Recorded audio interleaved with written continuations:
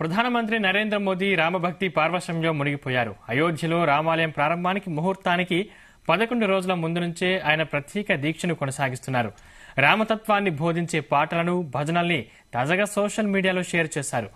యూట్యూబ్లో ప్రముఖ గాయకుడు పాడిన రాముడి పాటల లింక్లను, ప్లే లిస్టులను ప్రధాని మోదీ ఎక్స్లో షేర్ చేశారు.